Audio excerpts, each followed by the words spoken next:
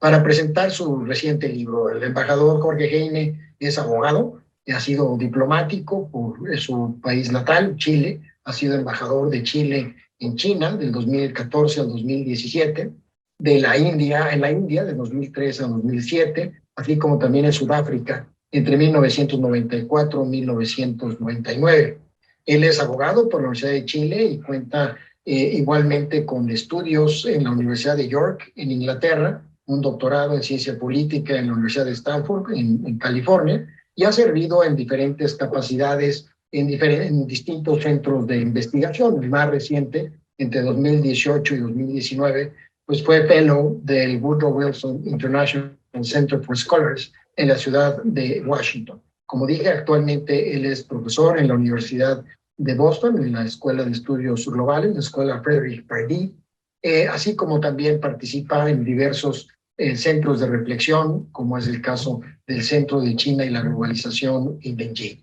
Muchísimas gracias, embajador Heine, por acompañarnos el día de hoy. Es un privilegio tenerlo. Y para conversar con él, para moderar la conversación, pues igualmente tenemos a un extraordinario servidor público mexicano, el embajador José Luis Bernal, quien recientemente concluyó su muy meritoria trayectoria de 42 años en el Servicio Exterior mexicano. Fue nuestro embajador en China desde abril de 2017 a agosto de 2021. Lo había sido también en Corea del Sur, concurrente en Corea del Norte y Mongolia, embajador en la República Checa, en Suiza, así como también representante alterno de México ante la OCDE en París, con otras diversas posiciones directivas en la Secretaría de Relaciones Exteriores de México. José Luis es licenciado en Relaciones Internacionales por la Universidad Nacional Autónoma de México, así como egresado de la maestría en Economía del Sector Público del CIDE. Ha sido docente en diversas universidades, entre ellas la propia Universidad Nacional. Ha sido un ávido escritor de diversas publicaciones sobre economía mexicana, sobre el Tratado de Libre Comercio, relaciones México-Corea, y actualmente coordina la Unidad de Estudios y Reflexión sobre China en el Consejo Mexicano de Asuntos Internacionales. Muchísimas gracias, José Luis, por la oportunidad de que conduzcas esta conversación. Quisiera rápidamente hacer un recorrido muy breve sobre, bueno, cuál es el contenido del libro, más allá que lo detalle el embajador Heine, pero algo que me llamó mucho la atención de su introducción es que dice que este libro no es un libro de historia de China, sino es un libro de cómo China está cambiando la historia del mundo. Y creo que esta es una frase muy atractiva, muy interesante sobre el libro, un libro que trata sobre cómo el milagro chino convirtió a este país en la fábrica del mundo, los retos que ha entrañado el cambio de ser una sociedad fuertemente rural, ahora sociedad urbana, y lo que implica en términos no solamente del desarrollo físico, de infraestructura, de edificación, de servicios, sino de mentalidad, un cambio de cultura, la revolución digital que ha sufrido China y que está sufriendo el mundo gracias a la intervención de China. Los trenes de velocidad, la era del presidente Xi Jinping, el papel que está jugando China en el mundo, no únicamente como la fábrica del mundo, sino con una influencia cada vez mayor en el ámbito multilateral, y lo vimos en recientes días de la reunión que tuvo el presidente Xi Jinping con el presidente Vladimir Putin.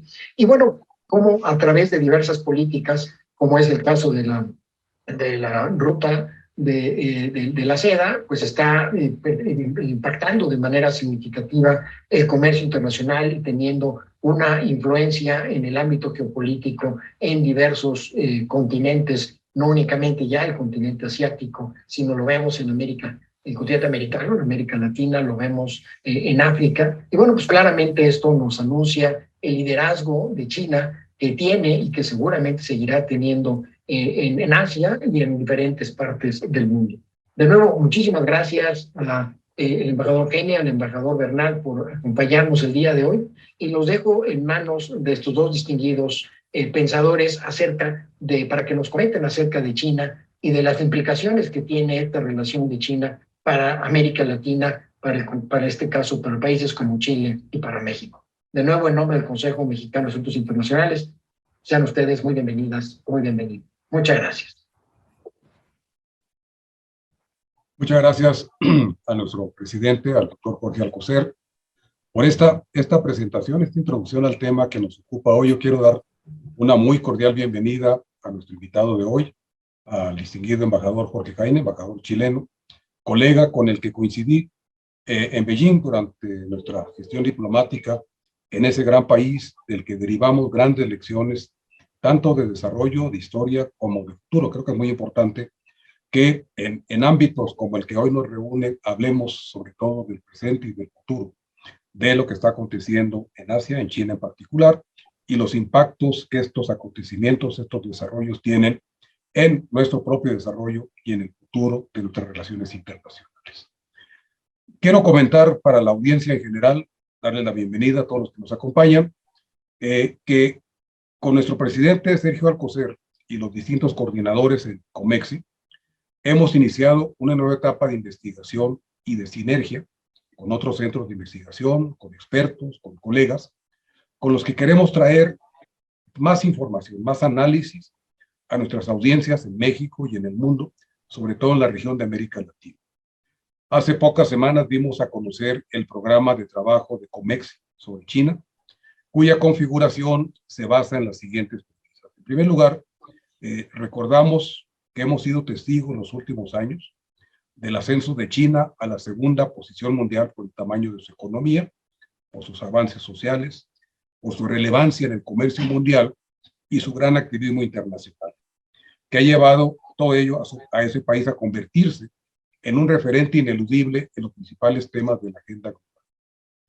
El ascenso de China, lo sabemos, solamente recuerdo algunos datos, es evidente cuando advertimos que cuenta con la economía más grande del mundo en términos de paridad de compra, que tiene la más alta participación en el comercio internacional, que su crecimiento sostenido, aún cuando ha estado reduciendo su tasa de crecimiento, contribuye con más del 30% al crecimiento económico global, y del desarrollo de China derivamos lecciones de política pública, sobre todo cuando observamos que se ha sacado de la pobreza a casi 800 millones de personas, con una transformación estructural que le permite crear a ese país entre 11 y 13 millones de nuevos empleos cada año, lo que brinda a su población mejores ingresos.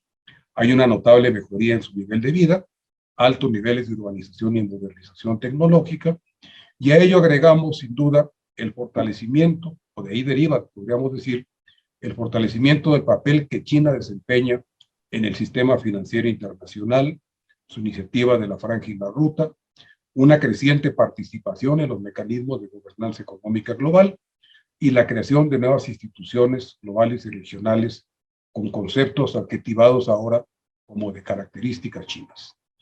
Esos y otros aspectos nos suscitan grandes interrogantes al que queremos contribuir a dar respuesta o a iniciar la investigación para responder estas preguntas. ¿Cuáles son las principales preguntas? ¿A dónde va China? ¿Qué quiere China? ¿Cómo está logrando construir su proyecto nacional?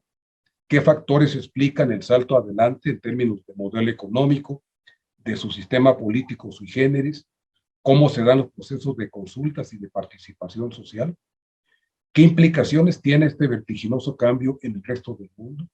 Es decir, ¿cómo explicamos la creciente asertividad de la política exterior de China? ¿Cuáles son los desafíos de China hoy en su relación con el mundo? Y muy importante, ¿cuáles son los desafíos para el resto del mundo hoy en su relación con China? Y yo me siento muy afortunado de poder presentar hoy al embajador Jorge Jaine, investigador diplomático chileno, quien nos presenta su libro China en el siglo del dragón, con un subtítulo muy adecuado que lo leemos como lo que todos deberíamos conocer sobre China de hoy. Creo que con este libro, estoy convencido al revisar sus 11 capítulos, que están muy bien concebidos, podemos responder a varias de estas interrogantes, pero sobre todo vamos a entender, a partir de las otras preguntas que nos plantea Jorge Jaine, el cómo se está desarrollando China, a dónde va China y qué deberíamos hacer en países como México, en todos los países de América Latina, para responder a los desafíos que se nos presentan con esta nueva presencia global, con esta asertividad de política exterior de China. Y por eso estoy convencido de que quienes lean el libro, que recomiendo mucho, vamos a entrar en nuevos debates, vamos a entender aún mejor el por qué debemos prestar mayor atención a China y en qué aspectos es relevante concentrar esa atención. Con esta introducción, Jorge, me gustaría invitarte a tomar la palabra para que nos cuentes, para que nos compartas las principales conclusiones, descubrimientos, enseñanzas que presentas en tu libro.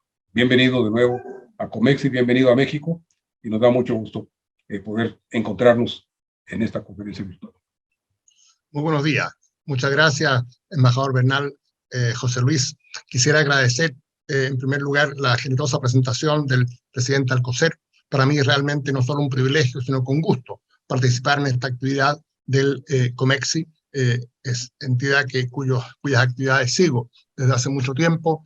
Tengo el privilegio de tener una larga amistad con quien fuese su presidente fundador, Andrés Rosenthal, de manera que realmente esto es un momento muy grato para mí y lo valoro en toda su medida. Sin más, quisiera entrar en materia.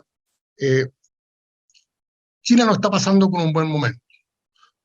Hay una ralentización económica, el COVID sigue campeando, no ha podido ser controlado, hay lo que parece ser un reventón de la burbuja inmobiliaria. La coyuntura actual no es la mejor para China. Y eso ha llevado acá en Estados Unidos, donde yo me encuentro, estoy en Boston, a distintos analistas a plantear de que de alguna manera estas dificultades indicarían una proyección que se viene haciendo desde hace ya muchos años, que para fines de esta década la economía china no solo sería la mayor en términos de paridad de poder adquisitivo, como dijo el embajador Bernal, sino que superaría a la de Estados Unidos en términos nominales, en términos de precios de mercado. Y algunos analistas han dicho que esto ya no sería así, que eso se postergaría por varios años. Incluso algunos han llegado a decir que eso no va a ocurrir nunca. Yo personalmente discrepo de ese análisis, de esa perspectiva, y el libro mío es un intento por desarrollar las razones por las cuales a China le ha ido bien, ha hecho lo que ha indicado el embajador Bernal. Sacar a 800 millones de personas de la pobreza no es algo baladí, eso no se ha hecho nunca. Crecer a un 10% anual de promedio por 30 años tampoco. Y la pregunta fundamental en ese sentido que yo me hago, a partir de los casi 4 años que estuve en China, a partir de mi experiencia que he continuado con China, colaborando con universidades, con centros de estudio, escribiendo para la prensa china, participando en actividades de la televisión china, en fin, es que muchas veces el discurso que nosotros escuchamos afuera sobre lo que está pasando en China, lo que ha hecho China, tiene poco que ver con las raíces de este tremendo fenómeno que hemos visto en China. Michael Schuman, un prominente periodista y escritor, ha señalado que la pregunta ¿qué quiere China? Es la principal pregunta del siglo XXI. Y yo creo que tiene toda la razón. Y lo que yo trato de hacer en este libro, China en el siglo del dragón, lo que todos deben saber sobre China, es intentar responder a esa pregunta. Y quisiera partir con un caso muy específico. Yo tiendo a preferir el razonamiento inductivo, partir de un hecho concreto para luego generalizar. Y quisiera señalar que, a mi juicio, la característica fundamental de la China contemporánea, de lo que ha llevado a China a ser lo que es hoy, la mayor potencia exportadora del mundo, la mayor potencia manufacturera del mundo. Ningún país produjo más automóviles que China en el año 2021, que produjo 25 millones de automóviles. ¿Cómo ha llegado a eso? A mi juicio tiene que ver con un elemento clave, que es la capacidad de innovación, de estar permanentemente buscando cómo hacer mejor las cosas, cómo hacerlas más eficientes, más efectivas. Y añadido a eso, algo que para mí me llamó mucho la atención, es lo que se llama China Speed, de hacer las cosas rápido, ya mismo. Mi abuelo tenía un dicho que era, mañana, mañana fue la ruina de España. Ese dicho no corre en China, en que las cosas se tienen que hacer rápido. Y yo siempre digo, la gente me pregunta, ¿por qué China crece tan rápido? Y yo digo, la respuesta es sencilla, porque hace las cosas rápido. Y hay una lección ahí muy profunda. Pero para volver a lo que decía anteriormente, hay una ciudad que a mi juicio encarna esta capacidad de innovación de China, y esta ciudad es Shenzhen, una ciudad en el sur de China, cerca de Hong Kong, cerca de Guangzhou, en la provincia de Guangdong. Como ustedes saben, Shenzhen hace 40 años atrás era una pequeña aldea de pescadores con apenas 30.000 habitantes. Hoy día es una vibrante metrópolis de 14 millones de habitantes, que es la gran sede de las principales empresas de telecomunicaciones del mundo, que tiene 7 de las Global Fortune 500 compañías en el mundo, y realmente una ciudad, yo la he visitado en numerosas ocasiones, que transmite una electricidad, una capacidad de hacer las cosas, un afán de progreso que es muy notable.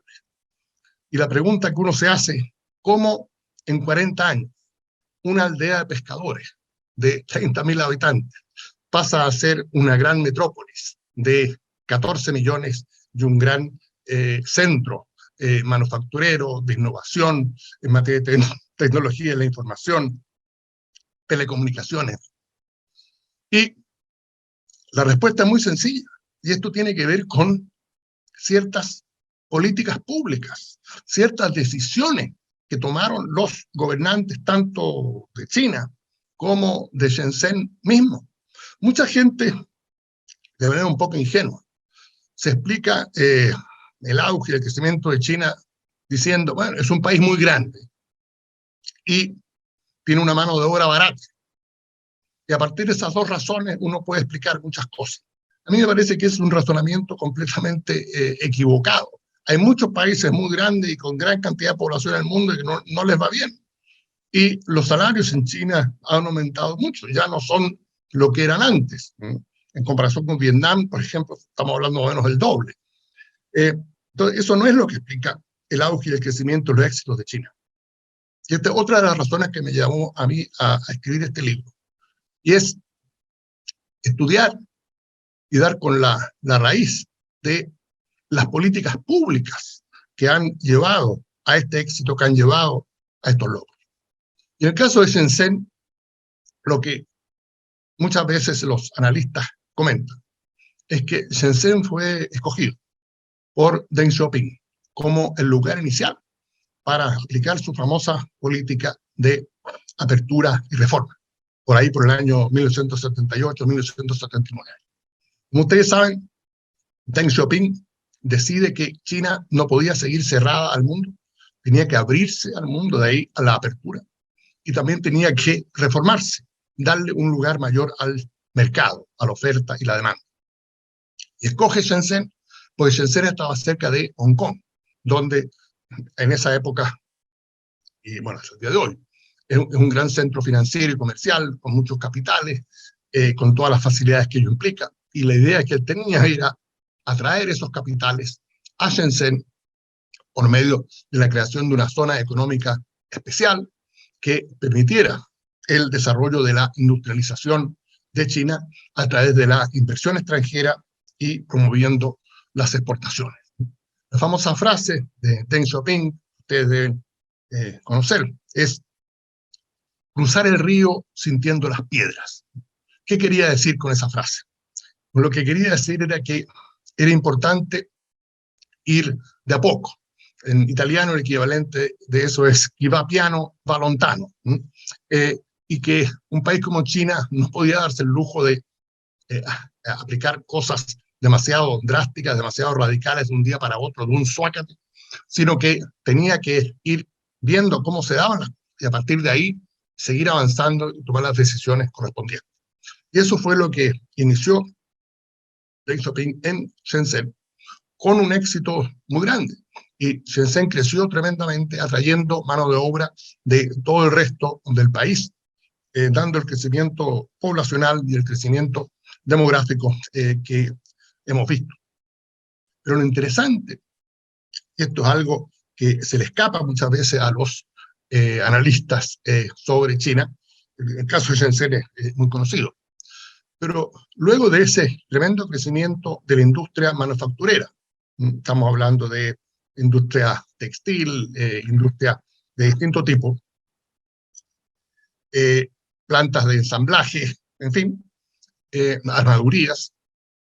El año 1993 es que el encargado del Partido Comunista, el secretario general del Partido Comunista en Shenzhen, dice: no podemos seguir por ese camino, tenemos que cambiar, nos ha ido bien, pero el futuro de la actividad económica en el mundo no va por plantas de ensamblaje de automóviles, va por las telecomunicaciones, va por las tecnologías de la información. Estamos hablando del año 1993, un año clave en una década que presentó el auge de los teléfonos celulares, de la computación, los computadores personales, en fin. Y él hace algo que fue muy osado. Él dice: no se va a permitir que se registren más empresas industriales de carácter tradicional. Solo vamos a permitir nuevas empresas en las áreas de punta, telecomunicaciones, tecnología de la información, en fin. Lo que es una medida naturalmente compleja, porque ¿cómo uno decide parar la inversión en un sector importante, ¿no? Pero fue una medida, si uno lo piensa, preclara, con un éxito tremendo, porque fue el momento justo en que se estaba produciendo este paso a las telecomunicaciones, a la telefonía celular, a los computadores personales. Si uno mira las cifras de Shenzhen, se va a encontrar con que entre el año 1980 y el año 2016, Shenzhen creció, escuchen esta, a un promedio de un 22% anual. Esto es el doble de lo que creció China en ese mismo periodo. Vemos también que en este periodo, y acá están las razones a las cuales voy a pasar en un momento dado, la inversión en investigación y desarrollo en Shenzhen llegó a un 4% del producto del municipio. Es el doble de lo que invertía China en ese sector. Lo que tenemos entonces es el desarrollo de industrias de punta, como Huawei, como ZTE, como Tencent, en los sectores indicados. Pero también en el sector manufacturero más tradicional, también hay actividades de punta. Por ejemplo, en Shenzhen está BYD, que es la mayor productora de buses eléctricos en el mundo. Alrededor de, no sé, creo entre el 95 y el 98% de los buses eléctricos en el mundo se producen en China.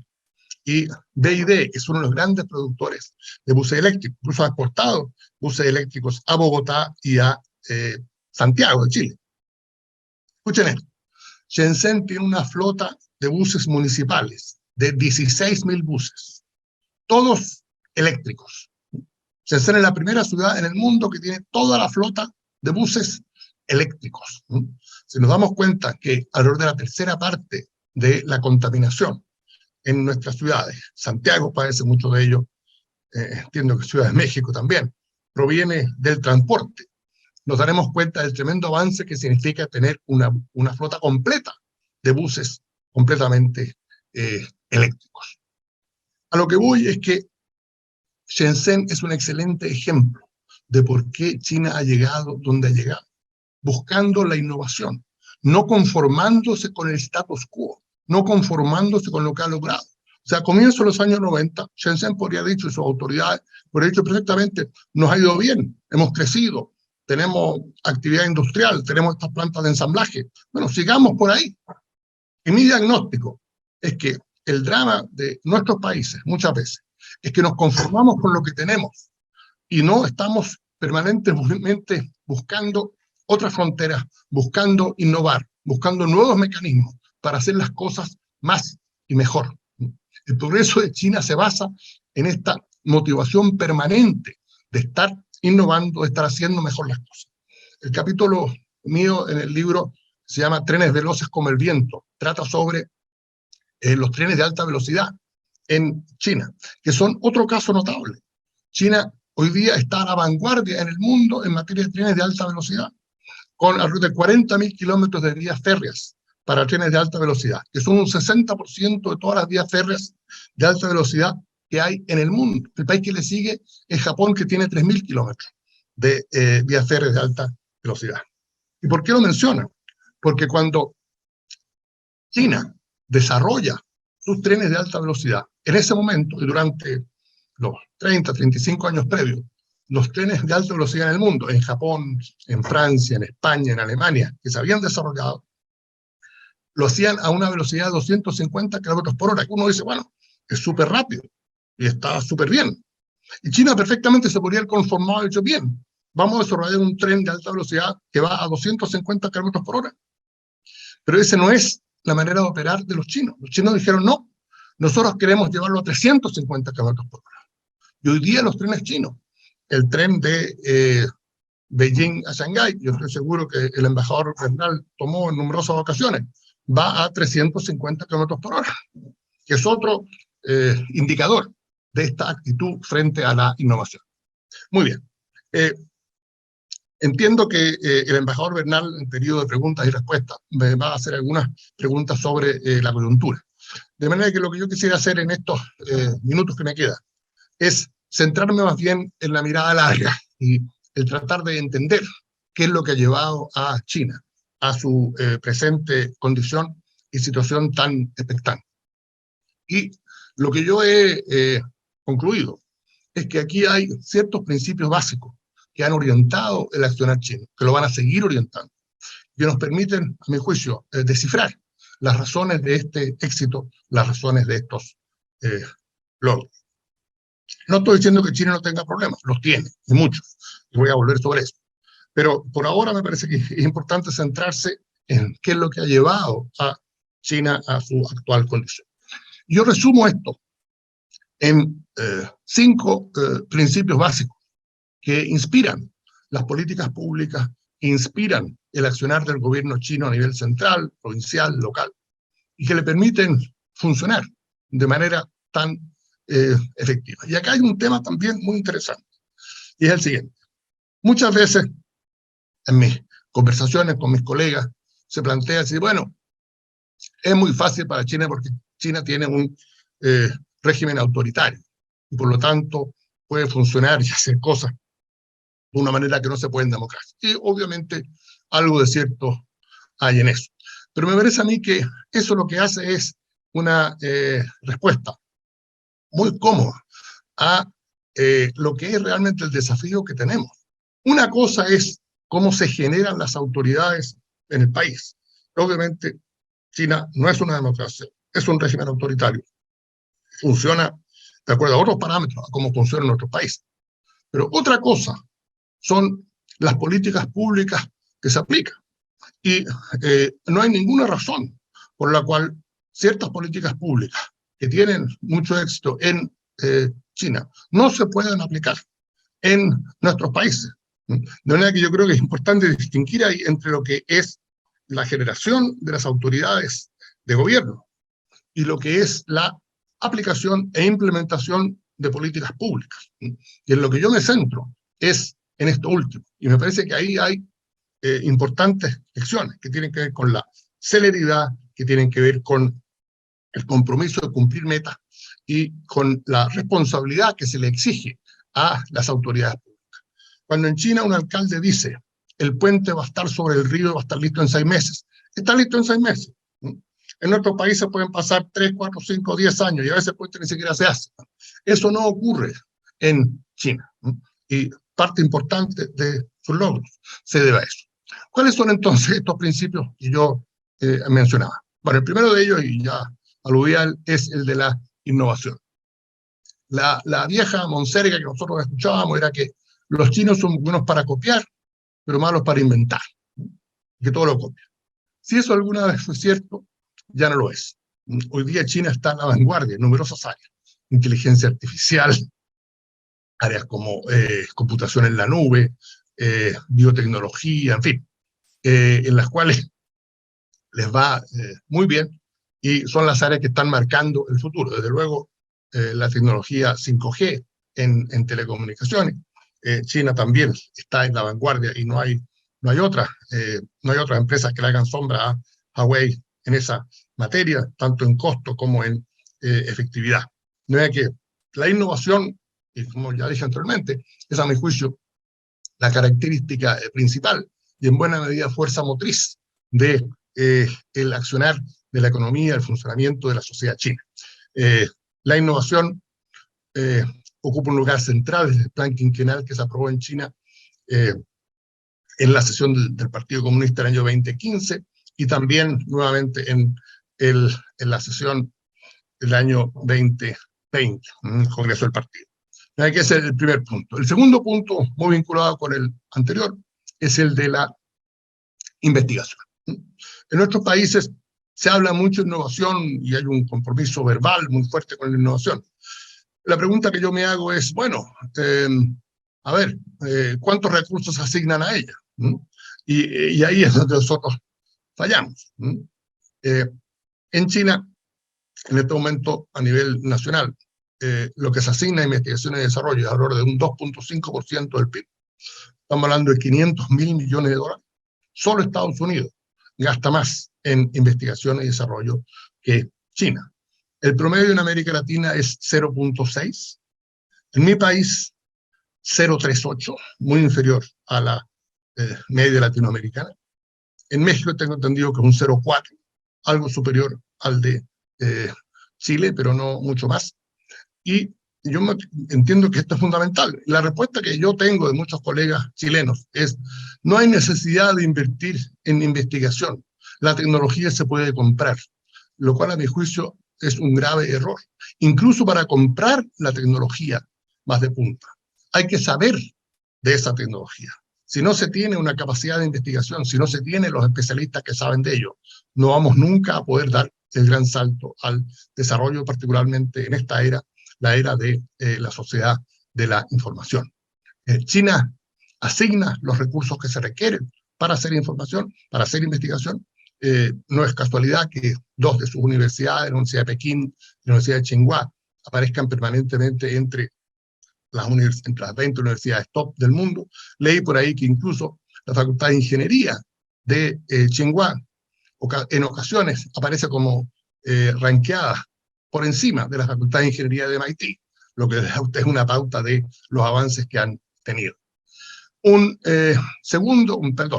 tercer aspecto que es muy importante, y esto es algo muy novedoso, porque en nuestros países, desde luego, no se hace, pero en China sí lo hacen, es la experimentación en políticas públicas. O sea, en China, siguiendo los principios que ya había señalado anteriormente de Deng Xiaoping, se tiene mucho cuidado en aplicar políticas públicas a nivel nacional. ¿Por qué? Porque obviamente con un país de 1.400 millones de habitantes, si se aplica una política a nivel nacional que no resulta, eso puede ser una debacle y se puede caer todo el tinglado. ¿Qué hacen en China? Y esto es muy, muy notable. Ellos, digamos, una política, por ejemplo, como el caso que ya lo dije anteriormente, las políticas de apertura y reforma de Deng Xiaoping a fines de los años 70. Bueno, veamos qué pasa en Shenzhen. ¿Qué pasa con una zona económica especial? ¿Qué pasa si damos exenciones de impuestos? ¿Qué pasa si eliminamos aranceles aduaneros y le permitimos a los industriales hacer su inversión? Y si resulta ahí, se extiende a la provincia. Y si resulta en la provincia, se extiende a las provincias contiguas. Y solo ahí se viene a aplicar, a aprobar legislación nacional. Y esto se hace en todas las áreas, en materia de transporte, salud, educación. Esto es, como digo, el principio anterior de cruzar el río sintiendo las piedras, aplicar las cosas a pequeña escala y luego extenderlas a nivel nacional. Me parece un principio extremadamente interesante, muy valioso. No es fácil de aplicar en otros sistemas por razones obvias, pero yo creo que hay algo ahí extremadamente valioso que nos permite apreciar esta capacidad de innovación en materia, también en materia de políticas públicas que tiene el sistema chino. Un cuarto principio, y también este es algo que es relativamente poco considerado en el extranjero, es la meritocracia. No sé si ustedes saben, pero el presidente Xi, antes de ocupar el cargo que ocupa, ocupó 17 cargos distintos en la administración pública china, en el sistema público chino, incluyendo 2 ocasiones en que fue gobernador de 2 provincias distintas. Algo similar se puede decir del primer ministro Li Keqiang. Ambos tienen doctorados, uno de la Universidad de Tsinghua, el otro de la Universidad de Pekín, y fueron probados a través de una larga trayectoria, demostrando que tenían, como se dice en Chile, dedos para el piano, ¿sí? Y que podían hacer las cosas que tenían que hacer. China es un país, por ejemplo, y hubo un terremoto bastante fuerte en México ayer. China también sufre de terremotos, sufre de desastres naturales mayores, inundaciones de distintos tipos. Y ahí se prueban estos políticos, estos funcionarios, estos gestores, si saben manejar un desastre natural en una provincia, en una región. Si no saben hacerlo, bueno, mal van a poder hacerlo una vez que llegan al gobierno central. Pero esto se da no solo en la evaluación de funcionarios como alcaldes, gobernadores, ministros, sino que también para todos los funcionarios. Hay toda una batería de indicadores en evaluaciones anuales en que los funcionarios son medidos. Por ejemplo, un alcalde es medido por si el municipio creció más que los municipios contiguos, si disminuyó el desempleo más que los municipios contiguos, si logró controlar la contaminación más que los municipios contiguos. Y si lo hace, ese alcalde puede ser considerado para alcalde de una ciudad más grande o para gobernador de la provincia. Y en cada uno de esos cargos, si responde, si lo hace bien, puede ir ascendiendo. Mira que la gente que llega finalmente a un cargo de viceministro o ministro en Beijing son personas, hombres y mujeres que han sido probados en las lides de gestión pública y saben muy bien lo que están haciendo. Mira que eso es algo a tener presente. Y finalmente, un elemento también que se entiende poco en materia del funcionamiento de las empresas públicas en China y también en general, yo diría en todo el sistema, es el de la competencia. ¿Qué quiero decir con esto? Como ustedes saben, el sistema de empresas públicas en China integra un conglomerado que es SARSAC, tiene alrededor de 2.500 empresas. Pero lo interesante, cuando China armó este conglomerado de empresas públicas, lo hizo teniendo presente que estas empresas deberían seguir compitiendo entre sí. Entonces nosotros en el sector petrolero tenemos 4 o 5 grandes empresas públicas que compiten entre sí y son medidas por sus resultados comerciales. Sus gerentes y sus principales ejecutivos son medidos por los resultados que tienen. De nuevo, esto contrasta, por ejemplo, con lo que ocurrió en Rusia. En Rusia se privatizaron las empresas públicas y pasaron a ser de monopolios públicos a monopolios privados, con las consecuencias del caso. En China eso no ocurre. Y cierro ya, se me está acabando el tiempo, para decir que nada de lo que he dicho significa que China no tenga problemas, los tiene. Y yo creo que el problema mayor que tiene es su declinar demográfico. A fines de esta década las proyecciones indican que India va a superar a China en tamaño de su población.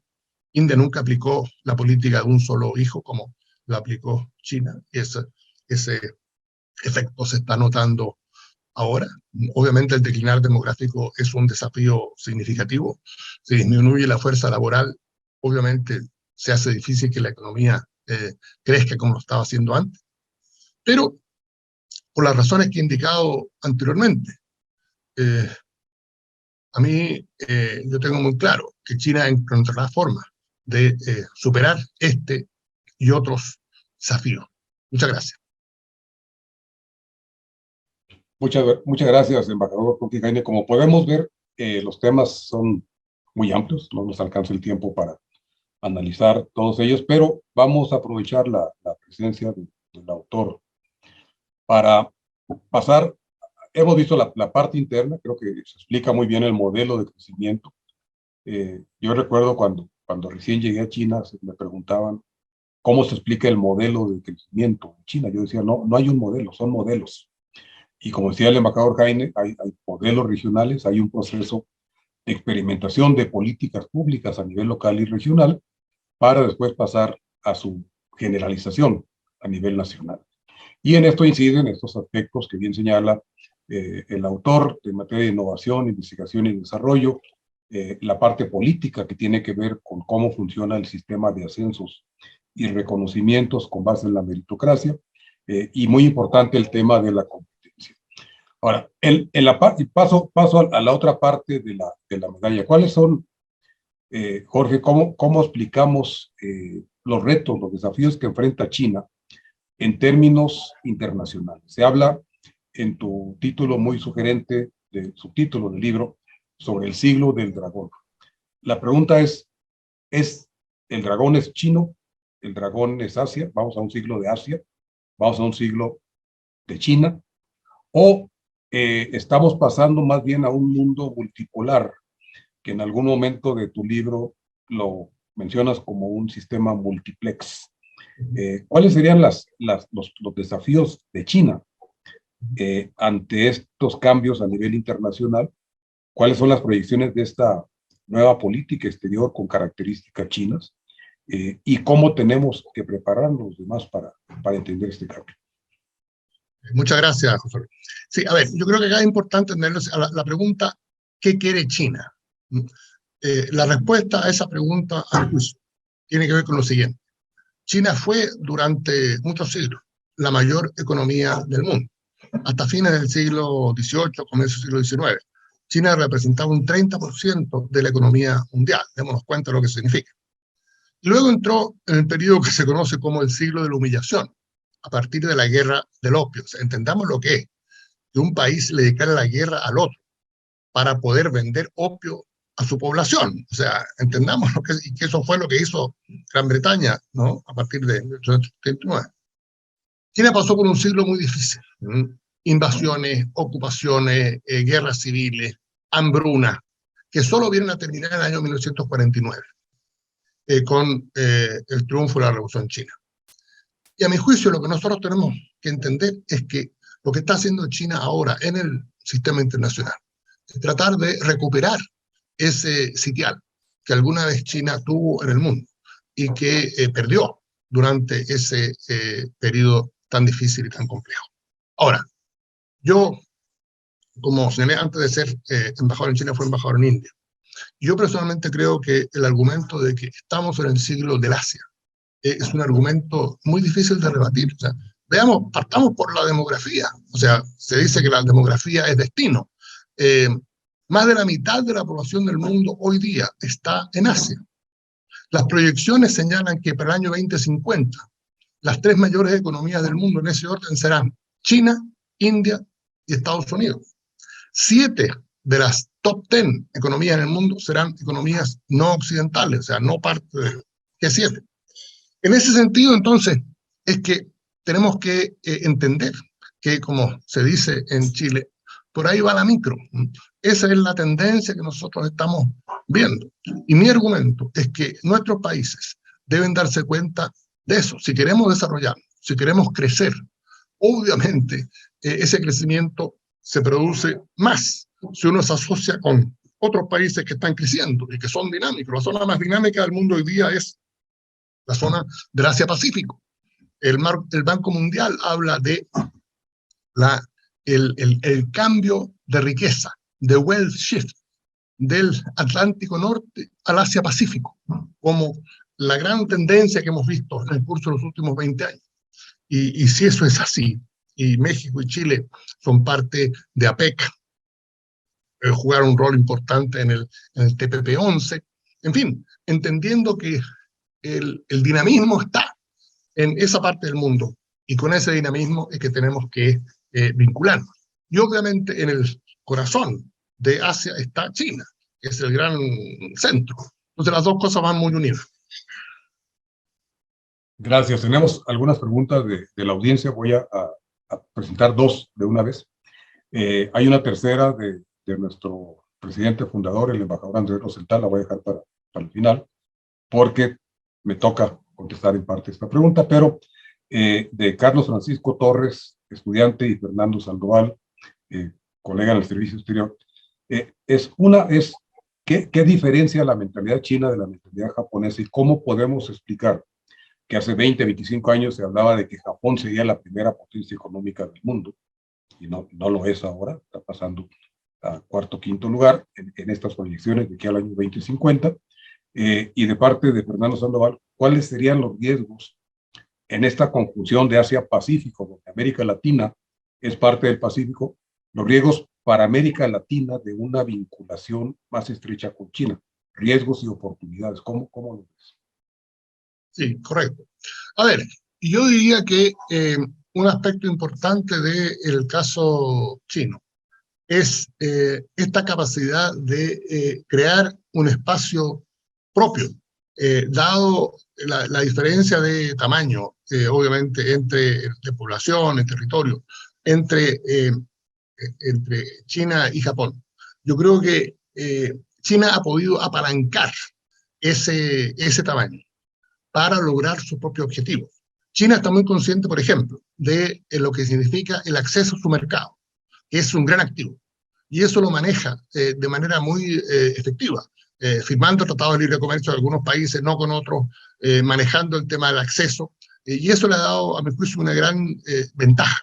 Y ahí yo creo que hay una diferencia de magnitud con Japón, que ha sido importante para estos efectos.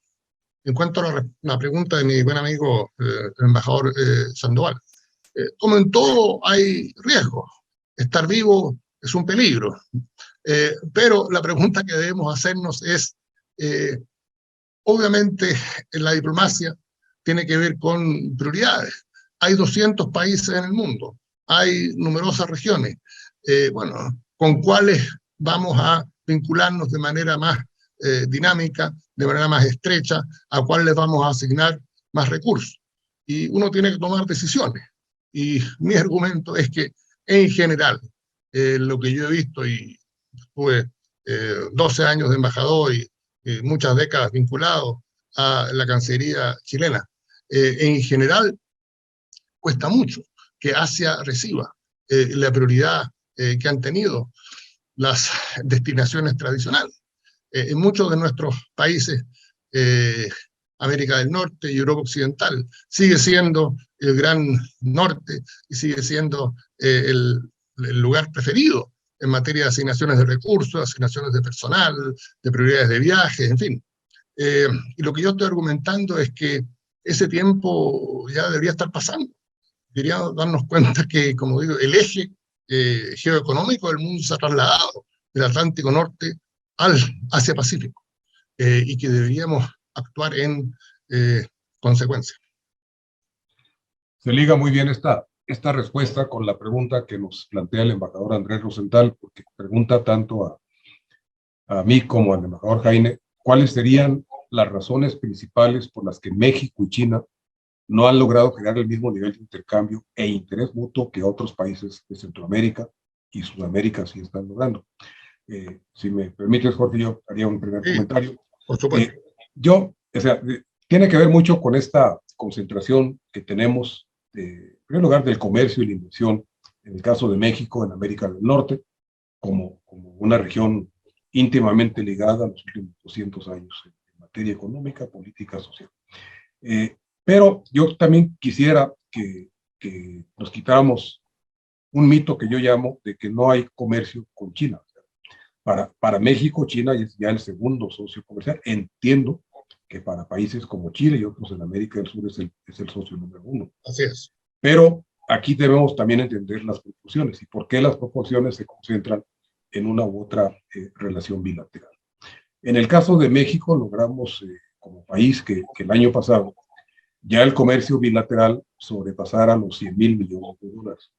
No es una cifra espectacular cuando consideramos la balanza comercial total de México y la diferencia que esto refleja de nuestra relación con el primer socio, que es los Estados Unidos. Pero hay un crecimiento constante y yo siempre me ha gustado comparar qué comercio han logrado otros países importantes en el mundo, hablando de estas 200 posibilidades que tenemos para la diversificación en su comercio con China.